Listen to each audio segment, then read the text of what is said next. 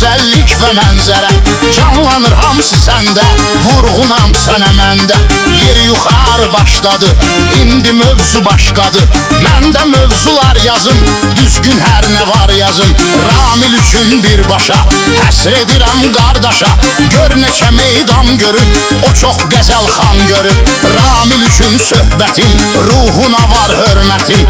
Dahi sənətkar idi, söz sənəti var idi. Səsli soraqlı Ramil, can Qarabağlı Ramil. Şəhid Bəxtiyar üçün yazdı şüarı düzgün. Var idi bir nivası, xalqa olub faydası. Bu Ramilin sözüydü, bir əfsanə özüydü. Sənətdə yoldaş kimi, həm də ki qardaş kimi. Dəyərli insan idi, yaxşı qəzəlxan idi. Sənət nədir bilməyən, sağlığında görməyən. Heç mənə səhv tutmasın, keçmişin unutmasın. Mənə verincə məsləhət, edin özünüzə diqqət. Ramil adını şəxsən, hər nə qədər varam mən. Özüm bunu bacararam, onun səsini yaşadaram.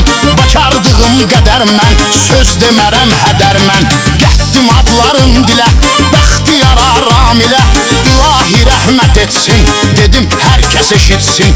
Həyatdır müvəqqəti, bu meyxanə sənəti. Hamısı gəldi gedərdi, ömrümüz nə qədərdi. Dərk eləyib bilmirik, çox əfsus düşünmürük. Saxlayaq bunu yadda, bu 5 günlük həyatda. Qırmayaq heç bir-birin, sözü bu cürdü şairin. Daim olar mehriban, dedilərikli qəzəlxan.